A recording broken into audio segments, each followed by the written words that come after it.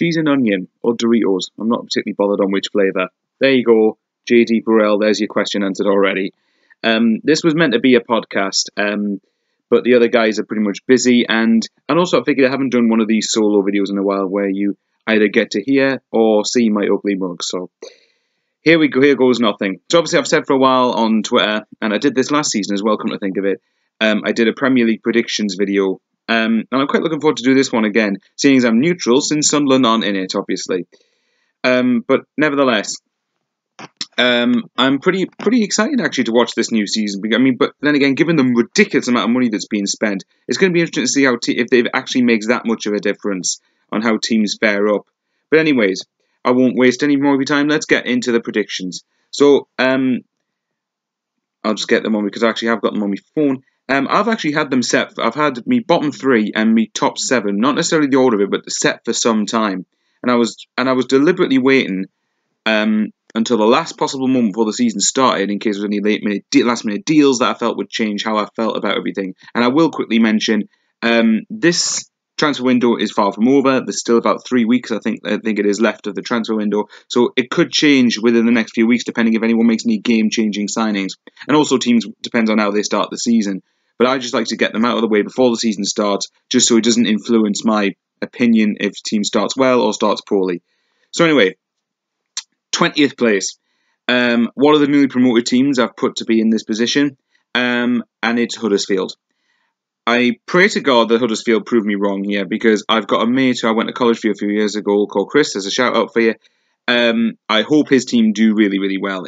I was actually devastated when Reading lost the playoff final, not because I like Reading, but because I wanted to go to Huddersfield next season. I was desperate to go there. But nevertheless, we might get them in the cup, who knows. Huddersfield, I think it's a class story that they're in the Premier League. I think it's really great for them as a city, for the club, for the fan base. I think it's great to see them. I think, correct me if I'm wrong here, I think it's the first time they've ever been in the Premier League, or it's certainly at least the first in a long time. But I think it's the first time they've ever been in the top flight, and they start obviously with a trip away to Palace. Tom Ince is pretty much the only known player that I know that they've signed. So, I mean, I do like Tom Ince. I think he's certainly a good championship player. Whether he can cut it at Premier League level or not, I am not entirely sure. But we will find that out, obviously, as the season goes on. David Wagner, as a Huddersfield manager, I think he did great. I mean, Huddersfield, the year before last, finished 19th, for goodness sake. And he managed to get them to finish 5th in the league, I believe it is. But took them up by the playoffs. What can I say there? Incredible achievement from Huddersfield. And they played some damn good football watching them. So, of the games I did see them, they played some decent football. And I think they will. I think they'll be this year's Blackpool, or something like that, many, many years ago. They played entertaining football, but ultimately won't have enough to stay up. Hope I'm wrong, though, so fingers crossed for you. The second of them, Chris Hughton, who returns to the Premier League. 3 guesses. It's Brighton. Davy Proper, who they've signed from, is it Hoffenheim or Eindhoven or whatever? I'm sorry, I butcher names of players and teams that I do not know the name, that I haven't heard before, so I do apologise. But I'm not in. Yeah, it's Eindhoven or Eindhoven, however you pronounce that again. Brighton, I like Huddersfield. I do hope prove me wrong. I do think the promotion for them was coming, because they pretty much, it was a bit like similar as people say our relegation was coming. Brighton's promotion was coming because they've always been in and around the playoffs for a good few years now. And the year before last, they lost to Sheffield Wednesday in the playoffs, and they would probably consider themselves unlucky because they were near top for most of the 15-16 season. And obviously to fall short in the playoffs, it's not exactly a great thing from their perspective. But they're in the Premier League now. It wouldn't surprise me if Brighton stayed up, but I just don't think they've got enough in them. So again, I hope I'm wrong here. I really do, but I just don't think their squad will cut it. But like Brighton and Huddersfield, same way. Both of them, I don't think either of them will cut it out of the promoted clubs. Okay, 18th. Now, I was struggling to think I had Brighton and Huddersfield set for some time at the bottom 3, but I didn't have a clue who I felt was going to join them. I literally thought any team could go anywhere. I thought any team, because relegation battles are usually quite tight. I mean, I know the last couple of seasons, certainly last season, I think it ultimately wasn't that tight in the end, but it was tight until like the last day between Hull and Swansea, until the last 2 games, I think it was. So, bearing in mind that, I think there was about 2 or 3 teams that could have been put in this position. But I've now had it firmly set. And this is another club, again, who I hope prove me wrong. But I think it will be too much for them to stay up again. Burnley. Until Swansea have always been like mentioned as the team to go down, but I'll mention Swansea in a bit when I come to them. But Burnley, like I said, I just think second season syndrome. I do like Sean Dyche, by the way, but to me, they're two standout players who did excellently for them last season, or certainly at least on a good level. Andre Gray to Watford, I'll get that in a minute, and Michael Keane to Everton. Now, I know they've got less in reported figures. They've got just under 50 million combined for the two of them. Michael Keane, Everton, I can understand, because with all due respect to Burnley fans, and I do like Burnley as a club, by the way, but Everton are a bigger club in every way, shape or form than Burnley. I can understand that it's a challenge for Michael Keane to step up, but I do not for the life of me see how Andre Gray thinks moving to Watford is a bigger move in his career. The only thing I did since putting a tweet out about that he had 12 months left on his contract. So with that in mind, they have done well to get 18 odd million for him. But I think they will massively miss him. I mean, they've brought in Phil Bardsley, they've brought in Jonathan Walters, Jack Cork, Charlie Taylor. They've brought in a lot of those players. Charlie Taylor actually think will do really well for them.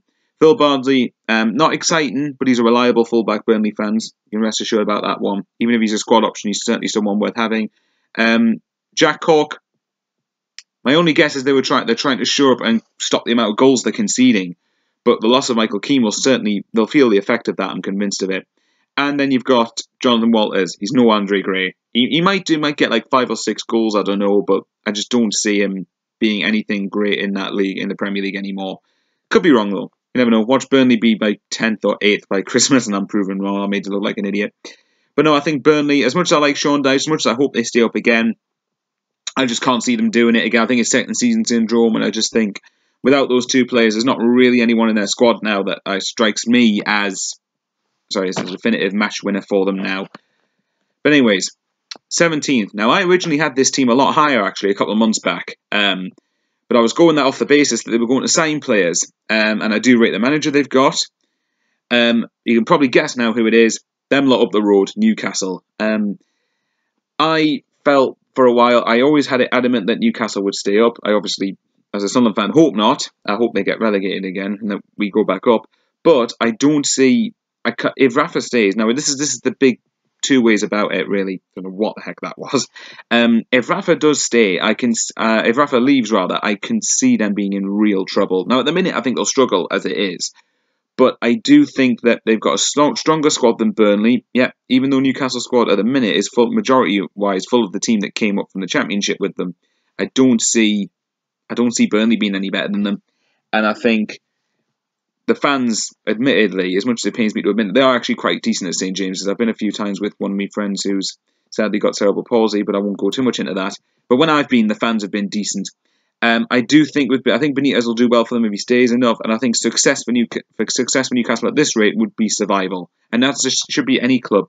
When you first come up the Premier League, your first aim in the first season back should be stay in the league. It shouldn't, I've heard some Newcastle fans going about top 6. Now I know that's the minority, but top 6, I'm sorry, I think that's just ridiculously convoluted.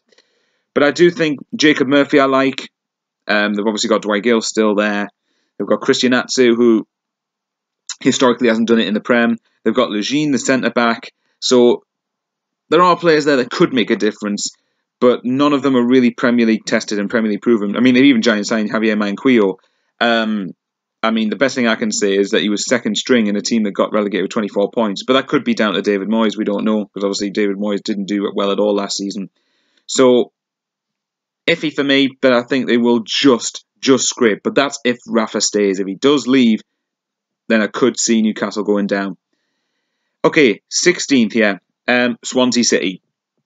This all hinges on one big saga, which you all know what it is. If they can keep Gylfi Sigurdsson, then I think they've got a huge void to fill. If they can get a replacement for him, but I think with Sigurdsson, he just makes all of them tick.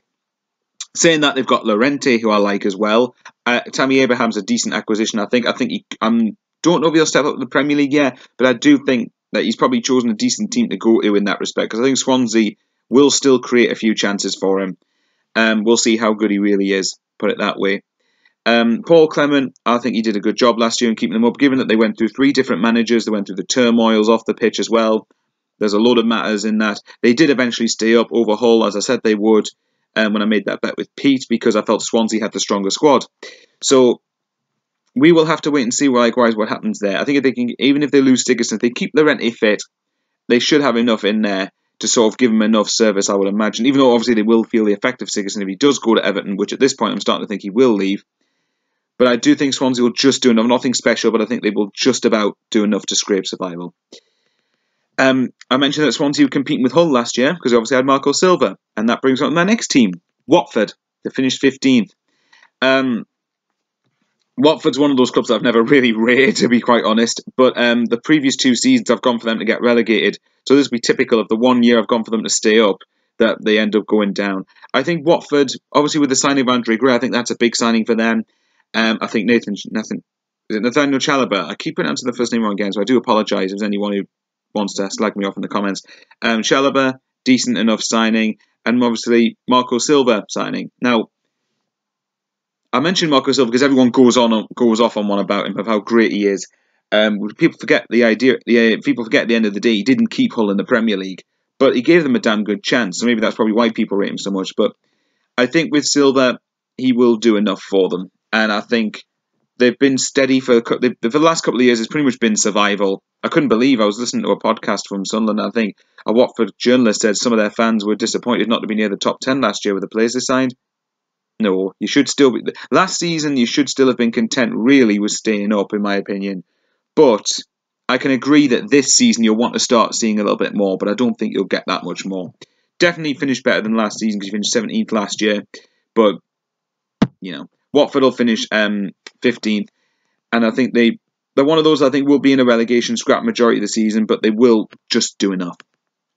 Okay, 14th. Tracksuit Tony's West Brom.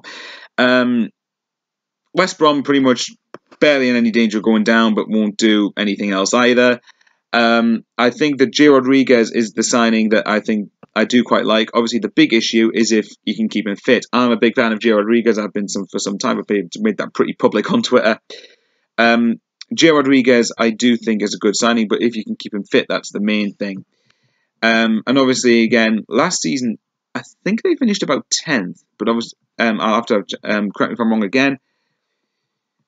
But I will admit that they did sort of fall off a little bit towards the end. Nevertheless, I'm looking at the players that this is again according to Sky sources, so read of that what you will. But they're usually more reliable than half the media outlets these days that report on transfers. They're keen on Thomas Vermaelen. I think, again, to keep him fit, he could be a good one. They're obviously interested in Ben Gibson from Borough. From our perspective, in the Championship, I hope they get Ben Gibson because it makes Middlesbrough weaker. But I don't think they will, unfortunately. And they've got Jiang Yunin. Now, again, said that wrong, but I apologise there. But, they'll be solid. They'll be solid because Tony Pulis always sets his teams up to be solid.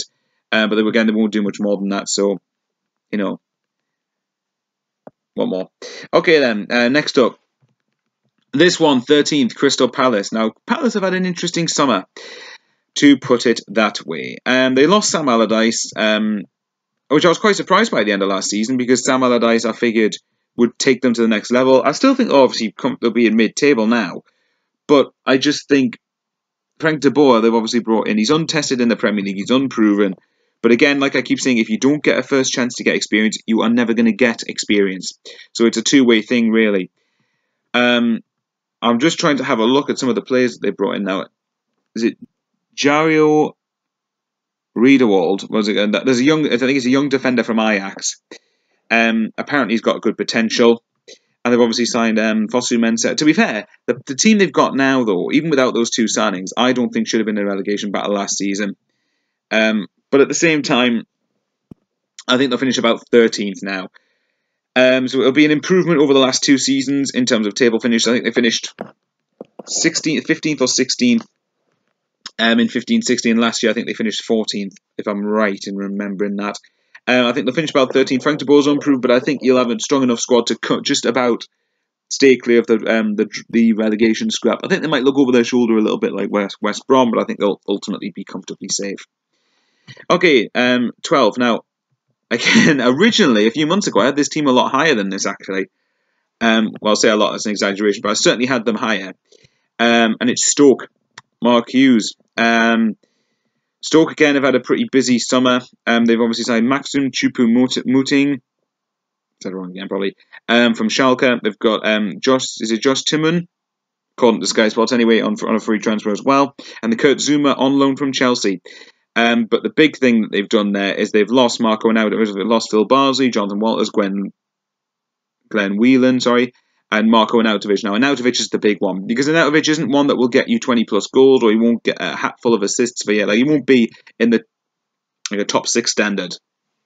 But nevertheless, though, I think they will miss him.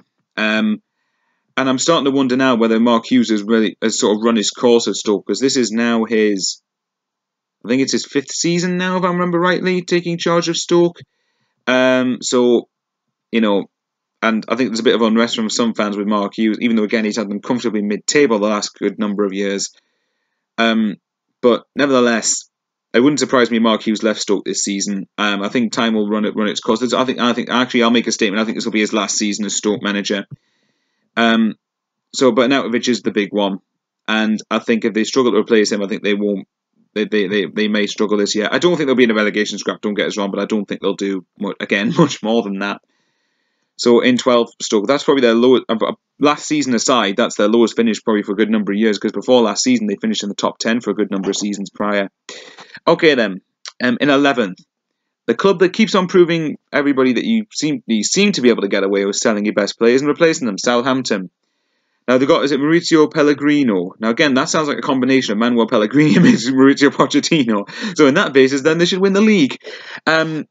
Southampton is a club that I do actually quite like. On paper, I felt that they were very harshly treating Claude Puel, because on paper he got them to a cup final and got them to finish 8th. Given the fact that the teams in the top 7, I don't think can realistically be caught now by teams 8th or below. I thought 8th was the highest position that Southampton fans should hope for, really.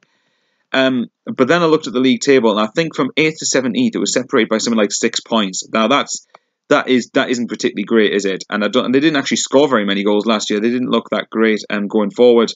So it says a lot that they managed to finish 8th. The only game I watched them in full last season was the League Cup final, and to be fair, they should have won.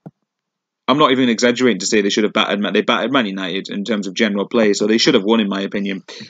It remains to be seen how Pellegrino actually does for Southampton, but it's an iffy one for me. Again, I think they'll finish in mid-table, but the one big thing, the big Southampton saga, is Virgil van Dijk. Will he actually leave? That's the big one. I'll quickly say, obviously, Joe Rodriguez gone to West Brom. They've signed someone called Jan Bednarek? No idea. I haven't seen him, so I wouldn't know. I couldn't really talk about him too much. They're in talks to sign. Is it Mario Lamina from Juventus? So we shall see. But Virgil van Dijk is the big one. Now, if they keep hold of him and he obviously get him in the right frame of mind, I think they will do well enough. I think they'll probably get into the top half of the table, because as a quality of squad, that's where they should be, really. But if they lose him, again, I think I predicted 11th. I think they'll probably finish a couple of positions below if they do lose him, but they'll be fine generally in terms of survival. But I do appreciate that's not what they want at this point.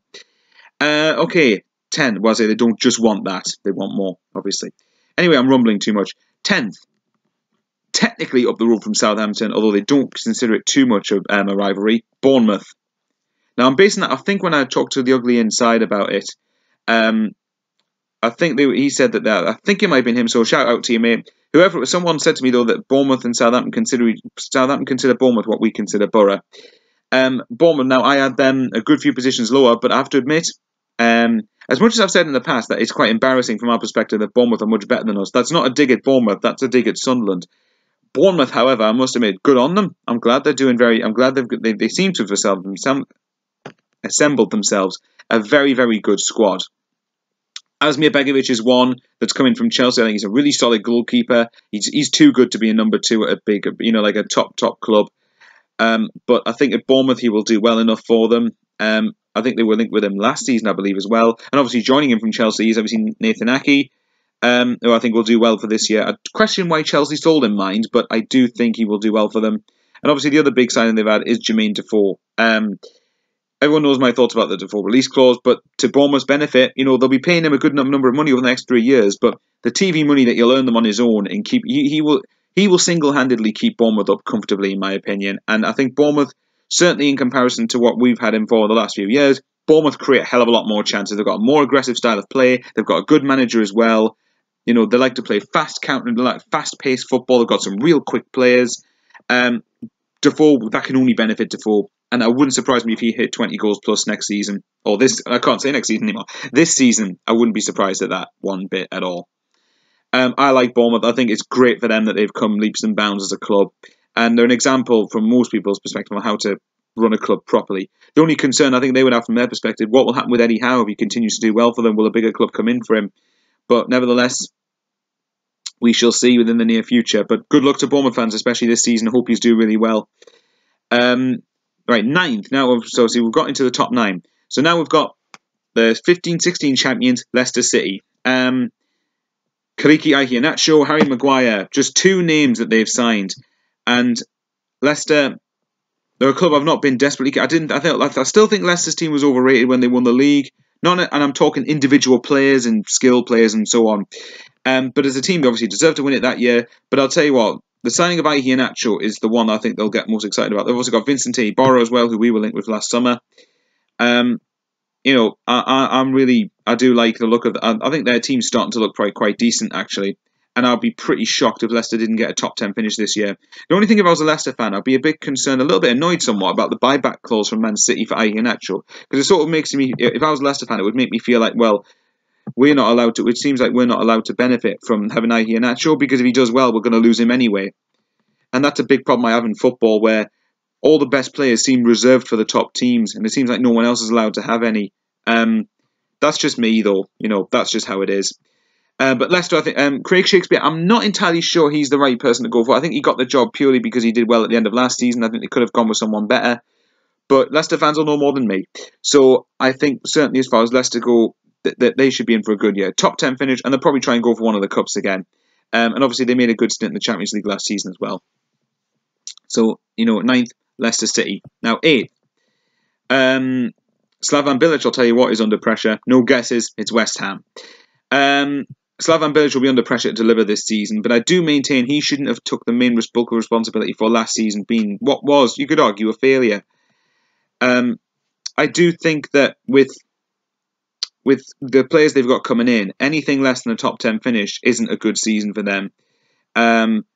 So obviously, let's talk about the players they've got coming in. Joe Hart is a big one. Now, he has been known to make mistakes on a good few occasions, certainly in European tournaments, and maybe some people could rightly argue he's past it. However, I still think he's a good enough goalkeeper, and I think he will do a good enough job at West Ham. He's certainly an upgrade, I think, on Adrian and down, obviously, Randolph. Obviously, Randolph's got Borough. I do like Joe Hart, and I think he will be a big signing for them.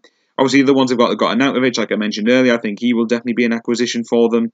And probably in terms of permanent signings, the one that they've signed and the one they had, the one that I really rate, is Javier Hernandez. He was criminally underrated at Manchester United a good few years ago. He kept on coming off the bench and banging goals in for them. And I think, even though obviously he's not going to get as good service as he did at Manchester United, I really honestly do think he will do well for them. So, wouldn't surprise me. Hernandez, I think, will easily hit double figures this season. Now, obviously, if they do start poorly, Slavan Bilic will be out of the door, I think. I just can't see how he can survive that. But the players do need to step up. Now, granted, because they've had a year playing at the London Stadium and that's behind them, I think they should be able to cope with the demands of playing there now. And I think last season was a very big occasion for a lot of clubs going there. I don't think it's going to be quite that this time, though. Although, obviously, for the promoted clubs, they haven't played there before. But teams will now start to get more used to playing there. And I think West Ham could sort of make it more of a fortress for themselves. But anyways, 8th, I think West Ham. I think they have got a team that's top 8 standard now, and they should be around that position. So there you have it. Right, now we're getting into the top 7. So this is sort of this team here. You can guess who it is. The team that bridges the gap from 8th to 20th to 1st to 6th, which is Everton. Everton, me and Pete always talk, and we always go through Everton as the sort of in-between club, a league of their own, as they say. Everton are too good for 8th downwards, but they're not good enough to breach the top 6. However, I must admit, the signings they've made this summer almost convince me that they've got a very, very good team going. Now, I say almost because of let's get the big negative out of the way. Obviously, Romelu Lukaku has left. He's gone to Manchester United, and however many ways Everton will try and obviously sort of paper the cracks of that, they will struggle without him. They will struggle to score as many goals last season as they did. Obviously, I think last season he was one of the top 3 scorers in the league. Honestly, Everton will struggle to replace his goals in so many ways. But at the same time, they've brought in some players that I think look very, very, very promising. I think they've got obviously they've got Wayne Rooney. He's the big one. He's come back from Manchester United. Now, granted, he's not going to be what he once was, but I do think Wayne Rooney still has enough to offer Everton. I think Wayne Rooney's of the Everton standard now. And obviously, it's quite a romantic thing in a lot of ways. Although he claims he's come back for success, the romance of going back to his boyhood club will definitely have a factor in it. I think he will still do well there. I think Rooney will probably be sitting in like a number 10 or a midfield role. I think he'll try and dictate things around him. But I think he will do well for them. They've got Sandro Ramirez, who's a young striker from Malaga. Now, again, it depends. From what I've heard a couple of Everton fans say, he's looked quite promising in pre-season, so we'll have to wait and see how he does there, but I think he could do well for them. This is like the could do well podcast, isn't it? If you call it a podcast anyway. Sandro Ramirez, I think, could do really well for them. And they've got Henry, I know I'm going to butcher this name, so I apologise. Henry Onyekuru, yeah. Told you I'm shit. And they obviously got Cuco Martina, who I actually quite wouldn't have minded at Sunderland. Actually, I thought he's looked I think I'm basing him just off his wonder goal against Arsenal, but I think he seems a decent enough defender for free anyway. He'll be back up to Seamus Coleman anyway, unless he leaves. They've got Davy Klaassen from Ajax, who I think could pull the strings for them. He could definitely be a factor in Everton's having any success this season. Michael Keane from Burnley, another one I think. If you have Ashley Williams and Michael Keane, that should be one solid centre back pairing for them. And obviously, you guys, some of the fans watching this will notice that I have not mentioned Jordan Pickford yet because I was saving him till last. From our perspective, it is a little bit gutting to lose Jordan Pickford, but at the same time, that's only to Everton's benefit. And I think one thing Everton are doing that I think are very smart is that they're going to try and reduce the amount of goals they'll concede this season.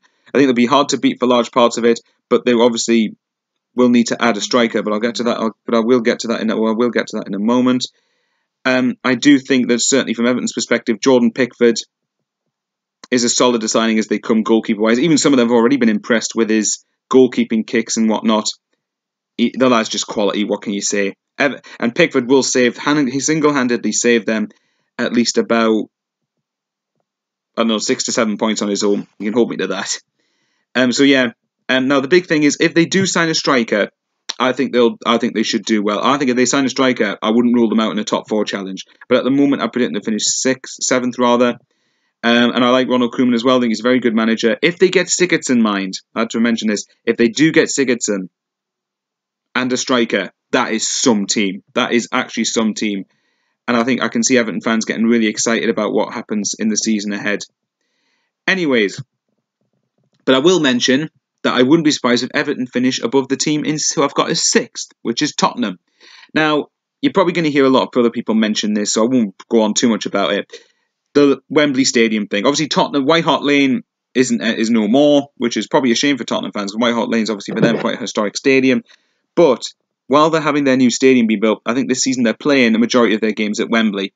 Now, they're certainly playing their Premier League games at Wembley. Now, here's the thing. Now, we saw how last season West Ham struggled with the London Stadium to adapt to playing in a new stadium, a new environment. And I think Tottenham will struggle to match that this season. Now, there's no doubt, I really rate Mauricio Pochettino very, very highly. And I think the squad he's assembled is very good, but the big factor is they haven't signed anybody. And we look at the comments Danny Rose came out with the other day about how he's thinking that it's reported that his time's running out to win trophies at Spurs. So I think if he was to go to somewhere like Chelsea or Man United, that's a huge blow for Tottenham because I think he's a very, very good left back. But certainly playing at Wembley, a lot of teams, especially the likes of Newcastle, who haven't been to Wembley before, Brighton been to Wembley?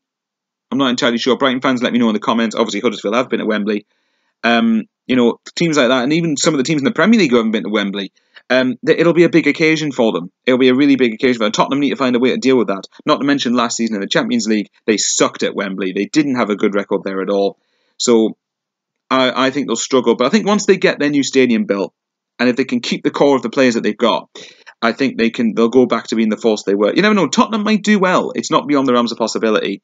But they need to get used to the idea of playing at Wembley and get used to the fact that a lot of teams will go there and it'll be the game of their lives. Although it won't be a cup final for a lot of them, it's still a chance to play at Wembley. So that's the main reason I've got Tottenham in 6th, but I wouldn't be surprised if they finished higher. Right, 5th. I've never predicted this team to finish in the top 4 the last couple of years. Liverpool. As of the time of this recording, obviously the Premier League kicks off later. Philippe Coutinho, as according to Sky sources, handed in a transfer request. That's a huge blow for them because obviously Barcelona will probably target Coutinho as Neymar's replacement. I think Barcelona will get Coutinho actually.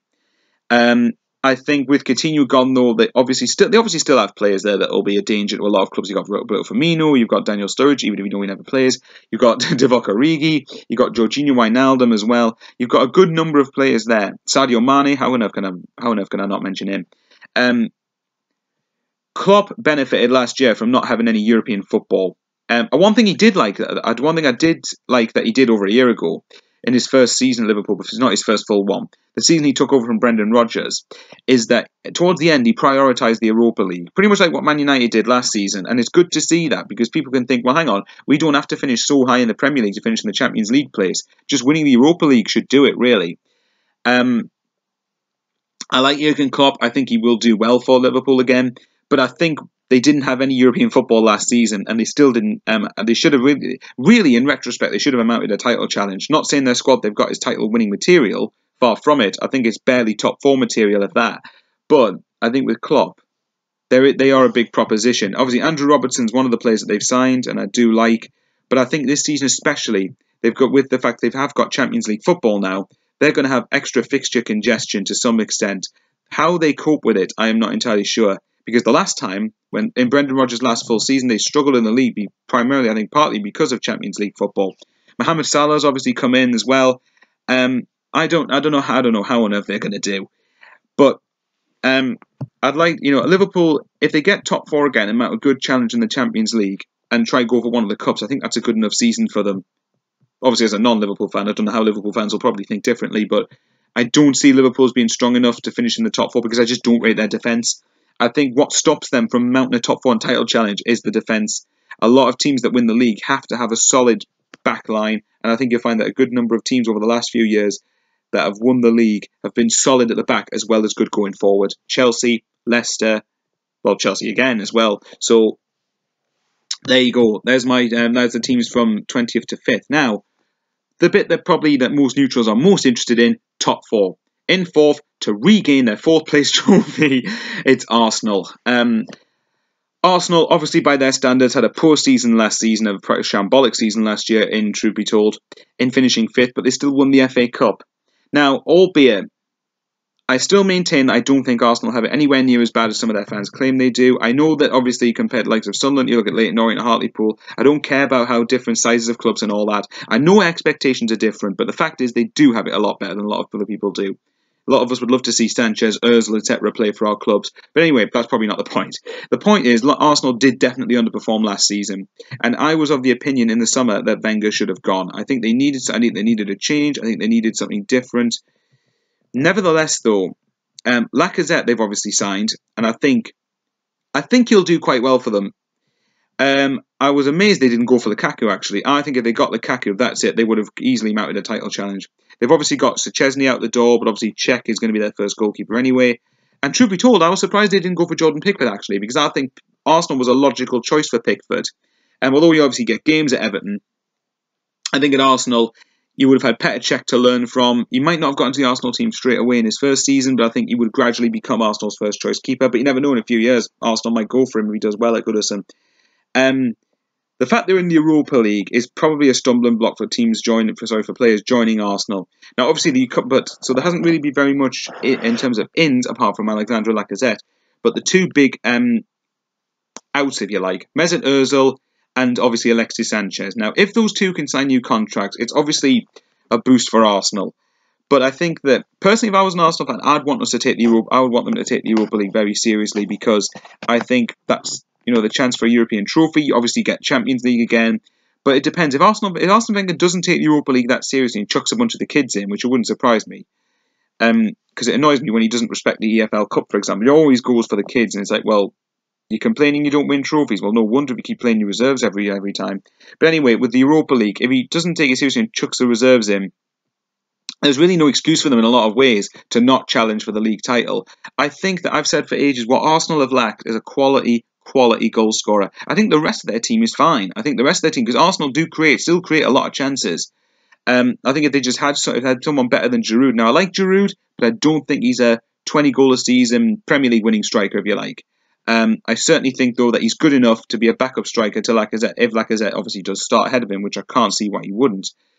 But I do think Arsenal will get top four again this year. I think if I'm correct in saying Arsenal have brought in a new coach as well, so that might change the dynamics of the way they play. We don't know. So Arsenal, I think, will finish fourth, but again, obviously, it's not really what Arsenal fans want, is it? And truth be told, yeah, a club like Arsenal should be challenging for titles. So, okay, third. It's always very difficult to defend your Premier League crown. And I will say, obviously, that the team who won the league 2 times in the last 3 seasons will finish third, Chelsea. What can I say? Chelsea, like Liverpool, obviously to the most part, Chelsea hugely benefited from not having any midweek games. So in some respects, it probably shouldn't be a surprise that they won the league, because other teams, I think themselves and Liverpool didn't have any European games. They didn't have any other commitments, and they obviously were able to focus entirely on the Premier League. Now, obviously, I'll get to the big stuff first. Nathan Ake's obviously gone to Bournemouth. They've got no rid of Nemanja Matic, who I actually think will be a big loss for them. But I'll talk about that when I get to Man United. I know but obviously the big transfer out before I talk about the transfer ins is Diego Costa. Will he stay or will he go? It's obviously one that goes back and forth and back and forth. So I don't know. I have a suspicion now that they've signed Alvaro Morata, who is unproven again in the Premier League, but I think he will do well for Chelsea. I think I'll be pretty surprised if Costa stayed. I think he said he wants to go back to Atletico Madrid, and I think he will go back to Atletico Madrid. So, in that respect, I just think Chelsea with Champions League football, I think they'll have to get used to the extra fixtures, and I don't think they'll be able to cope as well. It would be nice to see someone actually defend their crown for a change, but it also makes it a bit more interesting. You could argue from a neutral perspective, different teams winning the league all the time. I still like Antonio Conte. But he's not a miracle worker. I think Chelsea will struggle to maintain their trophy this season. But I think they will definitely finish in the top 3. I'll be shocked if they didn't finish in the top 4 at least. Morata I think will do well. Obviously, the rest of them, the other one is Antonio Ruggier. Is it Ruggier? I'm going to say that as a Ruggier. No wonder I can't pronounce names. From Roma. We'll see how he does this season. Obviously, Willy Caballero, because they sold Begovic to Bournemouth. Willy Caballero, second choice, really. If Courtois gets injured, though, mind you. I've seen some people really don't rate Caballero. But anyway, I think Chelsea finished third, but it's not going to be a spectacular season for them by their standards by any means. But I think they will probably win something this season. Okay, then. The biggest ones, the top 2. So obviously, as you can guess by now, I think the title will be heading to Manchester. Now, obviously, it depends on which one it is. So, Manchester will be victorious, but will it be red or will it be blue? Well, let's find out now. So, in his second season at this particular club, obviously are in the Champions League, Manchester City. I was trying to be as misleading as possible to make you think I was going to say United. Manchester City. Blimey. Man City, I just kind of believe the money they've spent on defenders. Obviously, one of the signings that they've made a loan, Kyle Walker for 50 million from Spurs. I can't believe I actually didn't mention that. I was actually baffled that Tottenham sold him to Man City. Not because of the money factor, but I just felt like if Tottenham was serious about trying to mount a serious title challenge, why on earth did they sell probably the best right back in the Premier League? You could argue that one of the best, if not the best right back in the Premier League to a team that is also trying to aim to win the league. I don't understand why they did that. Obviously, it's about 45 to 50 million that they got. They obviously brought in Benjamin Mendy from Monaco, which is 49.2 million according to Sky Sports again. And they've got Danilo, whatever you say, from Real Madrid for 26.9 million. Again, according to Sky Sports. So that amounts to about between 110 million or something along those lines. About probably 120 more or less. So they spent all that just on fullbacks. They obviously did address the issue that their fullbacks last season were ageing. You obviously had Kolarov, you had Sanya, you had Zabaleta. I forgot to mention there was another signing from West Ham, actually, Zabaleta. He'll do well there, I think. But nevertheless, I do think with Man City, they've obviously strengthened in that department, and really they should challenge for the title this year. It'll be a catastrophic failure, and even Pep Guardiola shouldn't be exempt from criticism if they do not at least challenge for the title. They need to win at least one trophy this season. They need to have a good go at the Champions League again as well, because the way they went out in the round of 16 to Monaco, further proof why you should keep clean sheets at home, guys, because away goals was what cost them in the end. But if City can improve defensively, I wouldn't be surprised if they did win the league. But we'll have to wait and see how it goes with that one. Obviously, Iheanacho's gone, Kolarov's gone, Fernando's gone, Willie Caballero's gone to Chelsea. So I don't know how Man City are going to do this year, but I think they'll finish second. I predict them to win the league the last couple of seasons, actually. But I think, nevertheless, they'll finish second, but I wouldn't be surprised if they finish top. But obviously, it'll kill them to lose the title. If my predictions are right, I wouldn't take much into it because half the time I'm wrong. If they lose the title to their rivals, Manchester United. So yeah, I have been adamant since last season ended. I actually think Man United will finish first. Now, it is going to be a bit of a step asking them to jump from 6th to 1st in one season. But I think that in retrospect, Mourinho was trying to get to grips with the squad. I think that Man United obviously were in the Europa League. I think that hindered a lot of their league games. But Man United again are further proof that you can qualify for the Champions League just by winning the Europa League. You don't have to constantly prioritise the Premier League. And at the end of the day, you get a trophy from it as well. But anyways, let's talk about the signings they've made. I'll quickly talk about the outs. Wayne Rooney, I don't think will be too much of a loss. Obviously, Wayne Rooney's considered a Man United legend. He should be considered a Man United legend at this point. But obviously, he hasn't really delivered in a lot of ways for them for a good few years now. He's past it. He's no longer United standard. So I think they won't miss him too much. Josh Harrop has gone to Preston. And obviously, Adnan Januzaj, won't say any more on him, has gone to Real Sociedad. So obviously, they've got them out the door. Victor Lindelof. Now, again, pretty much like Eric Bailly, who I think had a good season last year, or certainly a good enough season. This is from the outside, guys, so My United fans, correct me in the comments below, or people let me know if I'm wrong. Victor Lindelof is a young defender. I think he has got promise, he's got potential. They must have done, otherwise they wouldn't have splashed 31 million or so, or 30 million or so on him. But the two big signings, the first one was Nemanja Matic, and I mentioned him briefly when I talked about Chelsea. I think that's a huge signing for United. I think they're going to have, I think that obviously they're relying a lot on Michael Carrick to be a leader in the middle of the park. And while obviously Michael Carrick proves he's still got it, they can't really rely on him too much because he is starting to get on a bit. So I think Nemanja Matic will certainly be a very, very influential signing for them. Matic, I think obviously they got for like £40 million. I think he's a player that is a leader in the middle of the park. I think he's just so solid, can get a couple of goals as well. I think he can dictate things from the middle. And I think probably he was a big reason why Chelsea won the league in the year last season, and also probably the year, not just for Kante, obviously, and obviously the year that Jose Mourinho won the league at Chelsea a couple of years ago. So I think that will be a factor for that. But obviously, the biggest signing is Romelu Lukaku. Certainly, I wouldn't go as far as say the biggest signing in the Premier League, but I think it's definitely a game-changing signing for United. Obviously, they had Zlatan Ibrahimovic, who I think is out injured for a few months, but apparently Mourinho said the door's open for him to return to United. So I think, in that way, Man United straight away, I think, will easily score more goals. Lukaku is an absolute beast. Even if he's not playing well, you wouldn't bet against him popping up with a match-winning goal.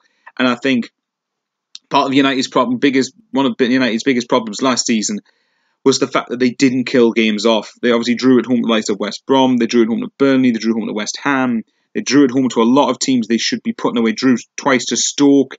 They drew against a hell of a lot of teams that they should be putting away. And I think this is like a game changer for them. Not to mention, Mourinho constantly does better in his historically has done better in his second season than in the first season. And I think he will definitely, you'll definitely see that impact at United. Not to mention, I think he'll have a good stint in the Champions League as well. And obviously, being in the Champions League, that's going to cause more players to want to go to United. So, and obviously, Paul Pogba, I think, will get better. There's a good number of players they've got there that will actually get better for them. So, there you go, guys. That is my prediction. I think United will win the Premier League. I think Manchester United will be 2017-2018 Premier League champions. Obviously, you guys let me know in the comments below what you think. Who do you think is going to win the Premier League? Who do you think is going to qualify for Champions League? Who do you think is going to get relegated? Let me know. See what you think. That's my Premier League predictions, and it was quite nice for a change to sort of just not have Sunderland in there too much. Obviously, I mentioned them in patches here and there, but not enough to but not talk about them like a big factor in a video. Hopefully, guys, next week or so we'll be back with another podcast. Everybody's been ridiculously busy, and apologies if I had to put up with just me on my own. So see you guys later, and let's bring on the new Premier League season. See you later.